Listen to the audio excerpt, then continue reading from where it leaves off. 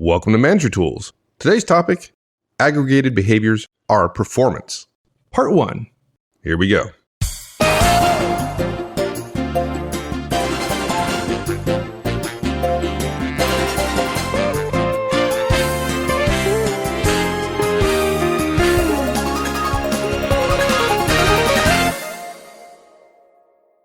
Today we're going to talk about behaviors and aggregated behaviors being performance. And I am really looking forward to this show because when you came and consulted for me, how long ago was it now? I don't know, 20 years almost.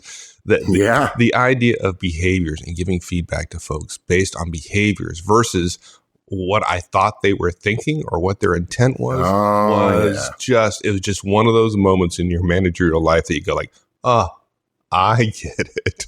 I get it. Yeah, people will argue with you, right? All of us, we're terrible at it, but it's one of those things. We think we're really, really good at guessing what people's intent is. And because of that, what we do is we give feedback based on why we think people did something. And it gives so many people the opportunity to say, you're wrong. That's not what I was thinking. And it doesn't matter anyway. If somebody intends to mess up, but produces an outstanding result, what are you going to do? Punish them? What if somebody intends to do well, but they produce a terrible result? Are you going to reward them? The marketplace certainly doesn't. If your company intends to do well and produces a terrible product, and as we said before, you can't have internal systems that are wildly divergent from the external environment that your organization lives in. So yeah, absolutely. And I'm not even sure that's the biggest problem. We hear time and time again from companies, and they call us because they do these engagement surveys, and they find out that they poll their employees. Employees almost universally say they're not getting feedback from their bosses. They're not getting performance guidance. And I think a lot of folks understand they're not comfortable with the idea of judging by intent. That's the only way they know how to do it, but they're not comfortable with it. So what they do is they just don't give the feedback. Yeah. Another thing too, I think a lot of bosses give feedback on intent rather than behavior, in part, as we'll talk about, is because we've just lost the ability to see behavior because we're so good at judging very, very quickly. But I think a lot of bosses mistakenly, I understand it, and I've done it before too, say to themselves, that turned out poorly. He must have meant to do that bad. It's about that person not being on my side. It's about undermining or, selfishness. I mean, the quickness with which a lot of bosses will judge, and I tend to use the word judge for when we infer intent, because if I tell you did something relative to behavior, that's not judgment. It's just repeating what you did. But the moment I get into your thought processes and ill intent, that's judgment. And I think a lot of bosses mistakenly drive a wedge between them and their directs. And the direct feels they've been attacked, as you would suggest, right? Drawing on what you say, rather than actually giving feedback. Yeah. And so they report. Another thing too, I'll tell you, surveys don't talk about behavior. Surveys talk about how people feel. Yeah. Which doesn't make it any easier. There you go. Okay, so what are we going to talk about specifically today? Yeah, so we'll keep coming back to this over and over and over again. I don't know how we got through 7 years of CAS without ever saying this is actually what behavior is in detail. We've alluded to the 5 behaviors, but we'll go through them in a lot of detail. The first thing we want to do is we want to walk through what do we mean when we say behaviors? What are behaviors? Then the second point is we're going to talk about why other things you can think about or focus on don't produce results. And then lastly, why focusing on behavior is better. And again, the theme is the title of the cast, right? That the things I do each day inexorably add up to the results I achieve at the end of the year. Companies don't get results from a system. Oh, sure, somebody can go online at Microsoft and buy a piece of software, and the system takes the money and tells somebody, go pick that box of software, if in fact that's what it is. Or better yet, it tells the system they have a coupon code to authorize a download of a piece of digital software. But the fact is, somebody had to write that code in order for it to happen. Somebody had to price it and so on. And somebody had to implement it in such a way that it's possible so that people can actually pay and get the products, therefore leading to profits. So it's always behavior that matters. And I think there's a big focus on systems and processes, and we're not against them. We like good systems and processes, but it's the behavior that matters. And if you're wondering how to connect an annual review to the way you see your directs daily, the answer is behavior. It's not intent. It's not ideas. It's not process. It's not systems. When you're talking about humans, you could say that process could be just discipline. Nothing wrong with that, although discipline's not behavior. The behaviors are what discipline drives, which is repeatable, measurable, systemic actions which lead to a result.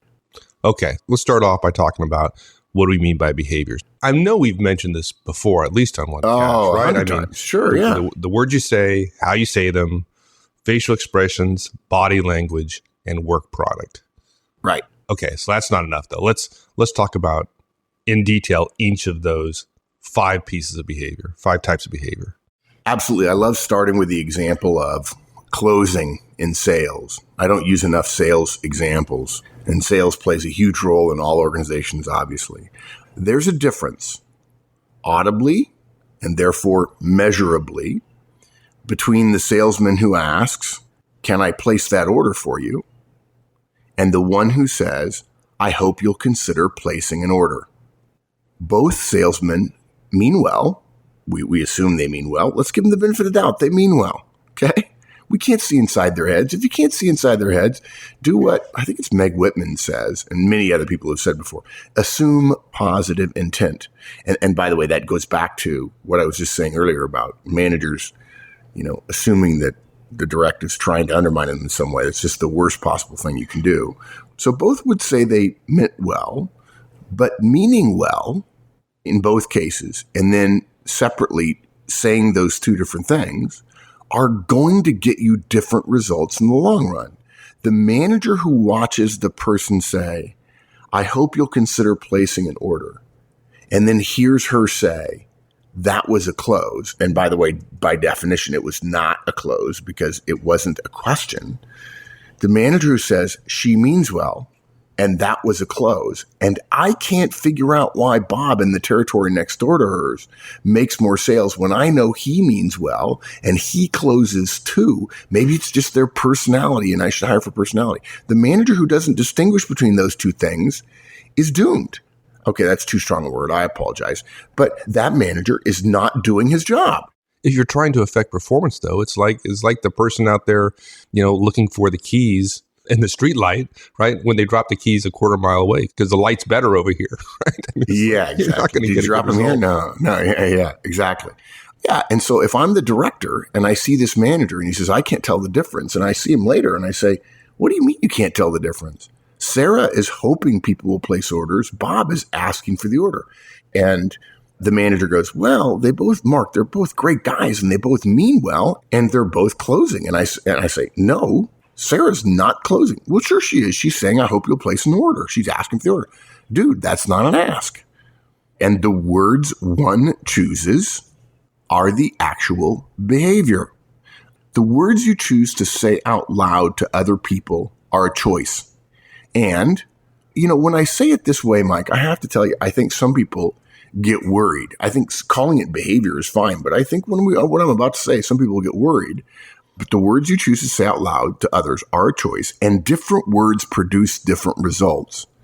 And we ought to know as managers, as executives, as leaders, not what exact words to tell every person, but we ought to be able to tell the difference between the words and know when there's enough of a difference between a set of words that one will get us better results than another. Look, everybody knows this at some level to be true about their boss and them, even if they would argue that, "Well, Mark, let's not be too precise about what closing is and why Bob is doing better than Sarah. There may be a host of other factors." Yes, but even if there are a host of other factors, this is one of them. Let's not be too specific. And I say, well, okay, here's an example. Your boss comes to you and says, "Would you please take over this responsibility?" That's different than the boss. He intends for you to delegate something to you, and the boss who says, this is yours now. See me if you have questions. I'm sorry. Those are two different statements. They're two different behaviors. I think they engender two different responses. And in the long run, the boss who says, would you please take this over, is going to do better. And if we know that, and that's true 80% of the time, why would we not focus on behavior? Why would we not tell the boss there's a right way to do this? Look, I use the example of sales in part because in sales, they teach the actual behaviors. They say this and not that. Now, look, if you're the number one salesman in the country and you don't behave according to these principles, that's fine. Then you're 3 or 4 standard deviations from the mean, and that's great. But that's not true for 90% of the salespeople in the world. And before you develop a lot of skills, it's far better to say, these are the behaviors we know work. Your choice of words make a difference in business results. It's as simple as that. And certain words are known to produce distinctly better results in certain situations. It's just fact.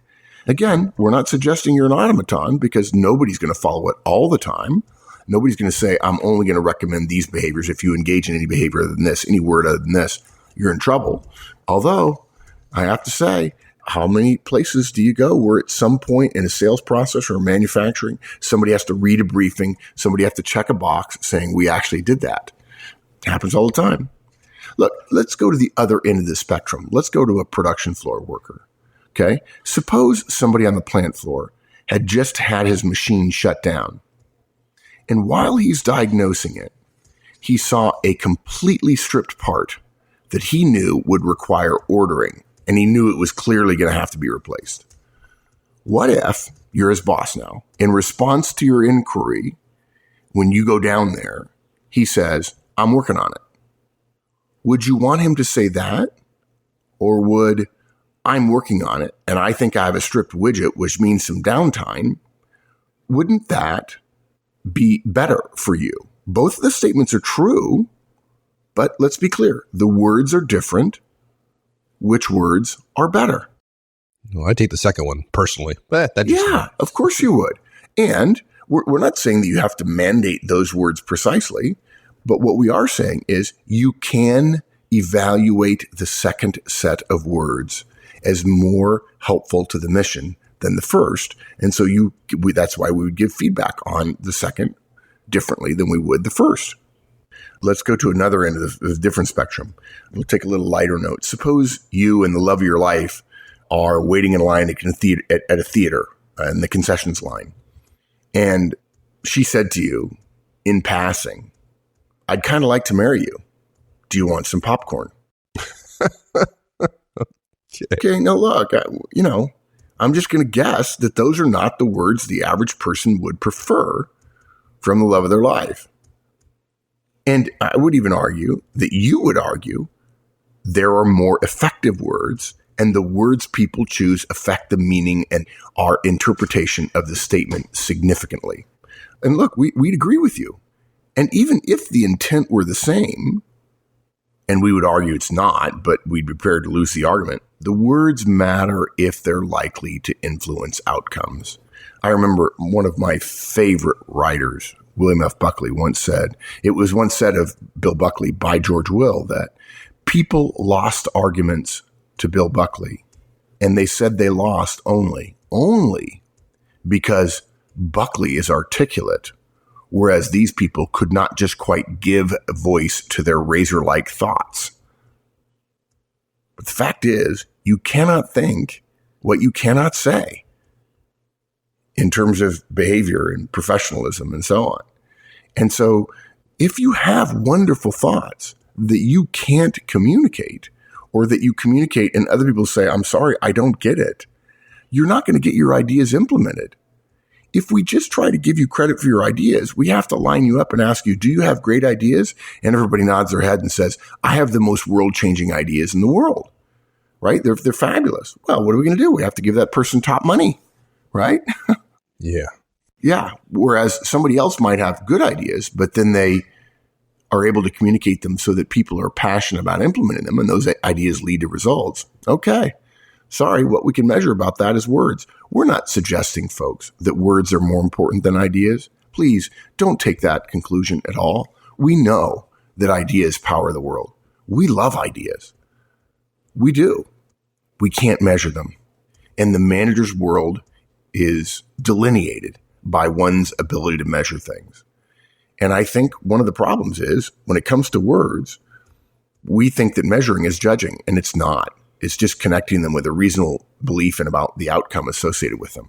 Right. Well, we're also asking people to change things, right? And it's hard to change that idea that you can't see, right? That's sure. And when it comes to communication, we're asking people to change something that is so ingrained in who they are that it's not easy to do.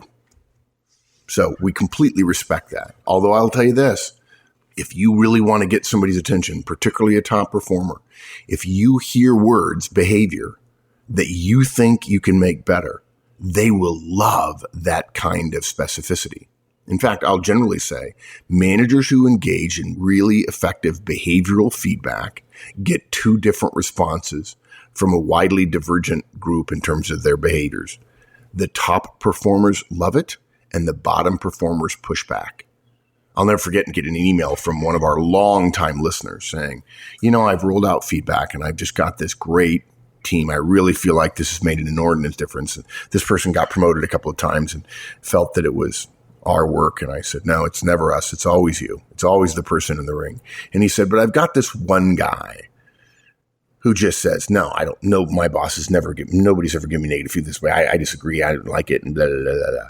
And interestingly, this guy, we know him well. And he said, so I'm interested in your take. And I basically said, this guy's a weasel. He doesn't have a better way. He just doesn't like being criticized. He's probably insecure. This was my shorthand to somebody I've known for years. And he said, yeah, I kind of thought you were saying that. I just want to double check that. And by the way, I asked my wife beforehand and she said, oh yeah, this guy's insecure and it's his problem. It's not the model's problem and so on. And he was a weaker performer. So look, words are behavior. For many of you listening, you're thinking, wow, this is really specific. But ask yourself about the computer code in all of the digital and analog systems that your organization has. That stuff is specific too. The stuff that fulfills digital orders at the websites all over the world that didn't exist 20 years ago. All that stuff is incredibly specific. Garbage in, garbage out. When your company reports earnings, it reports them down to the dollar, even if your company makes billions. Specificity is not wrong. It's just something a lot of us have gotten unused to because the more specific you are, the easier it is to argue with you. If you say generally I like this, nobody's going to argue with that. If you say specifically there are three options and I consider this one best by 20%, then people can quibble with your 20%. So the focus on behavior and on words specifically, particularly, words are communication behavior, which people get tied up into their personality and who they were when they were 10 years old and so on. There's a little bit of pushback. And yet there's nothing to be argued about. If you want to change results in your organization, you cannot change results without changing behavior. And one of the behaviors is the words people say. Okay, so the words you say, you've convinced me they make a difference. Now, I've heard people say the same exact words and they say them differently, right? There's a tone, there's an inflection, there's a speed, and that makes a difference. It makes an incredible difference. The meaning changes significantly. So how you say those words is important as well. Yeah. And as hard as it is to believe, folks, we're recommending you as a manager. Now, look, we're focusing on feedback here as one of the tools that addresses behavior, but behavior permeates everything Manager Tools does because behavior permeates every result your organization achieves. Behavior is the 900-pound gorilla in the room when it comes to results, and we're committed to help you achieve better results.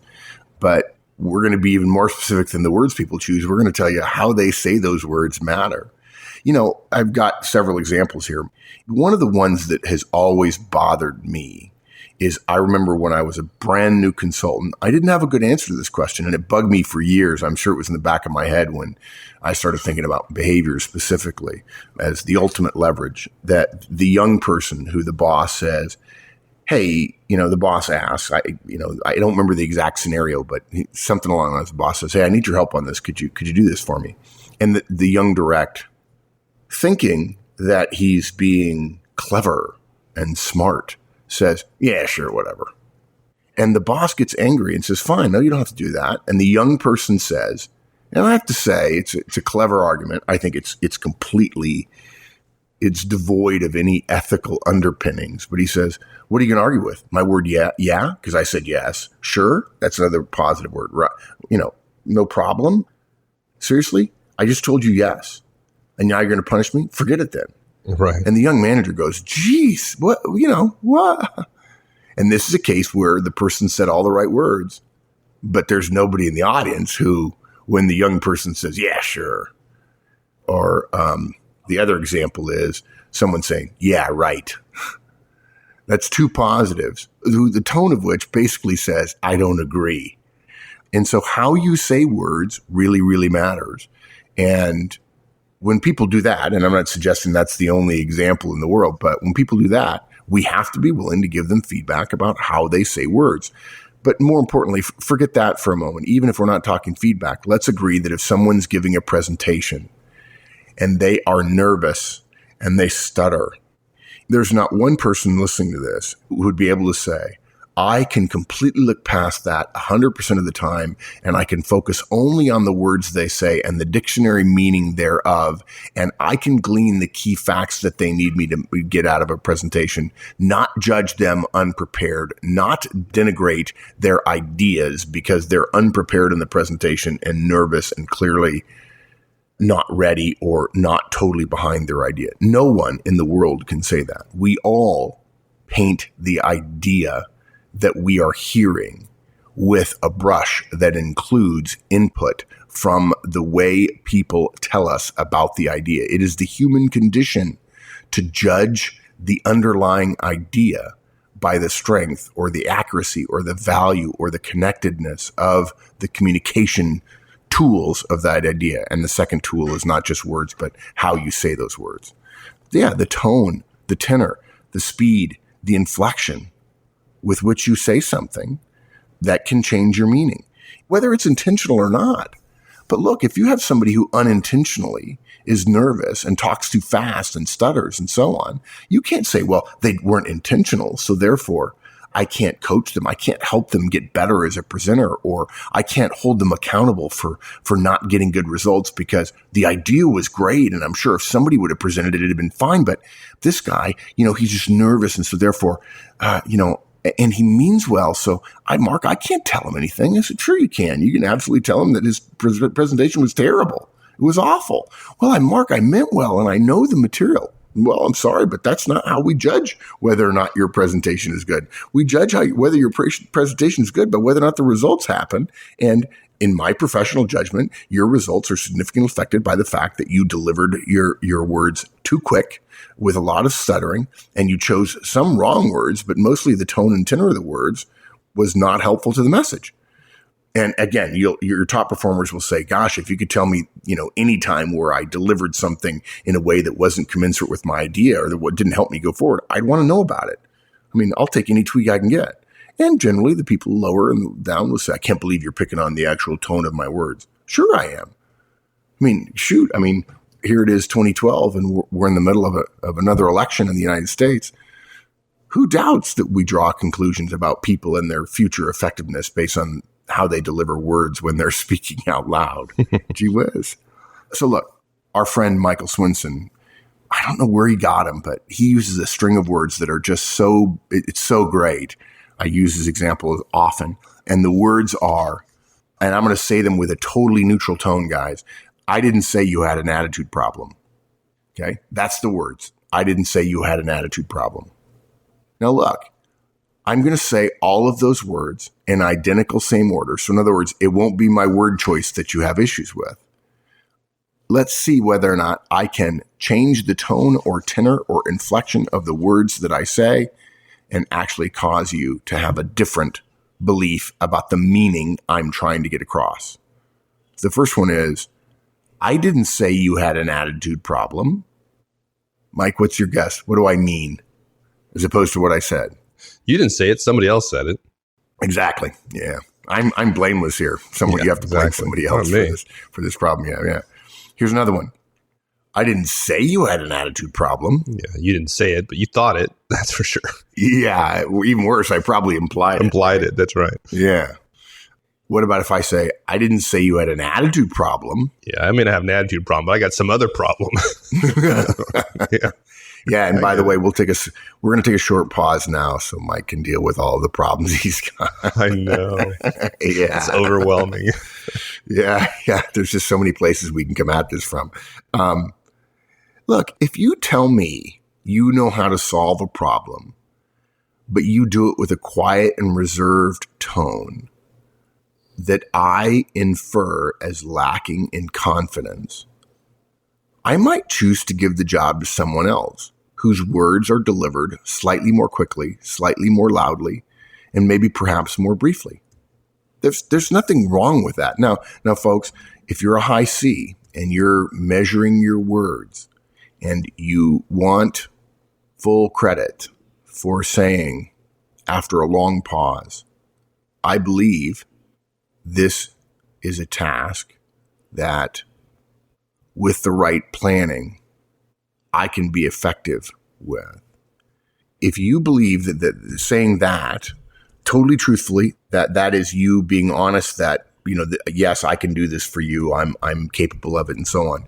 If you believe that every person in the world will judge that the same way as the high I goes, please give that to me. This is going to be awesome. I'm sorry, you're wrong. The tone and tenor and speed and pace and pitch and volume of your words matter. Now, I know I mixed two behaviors there. Obviously, the words one says and how one says them. But I think that just reinforces that they're both behaviors. And I can give you 1,000 examples, folks, where the tone changes or the pitch changes or the words themselves change. And 90% of us would agree that the words are very close, but the tone makes them incredibly different. And we do this all the time. It's part of the judgments we make. And yet, if you start judging people rather than evaluating their behaviors, people aren't going to like it. And you're going to be wrong a lot of the time. Thanks, everyone. That's it. We'll see you next time. In the meantime, have a great one. So long.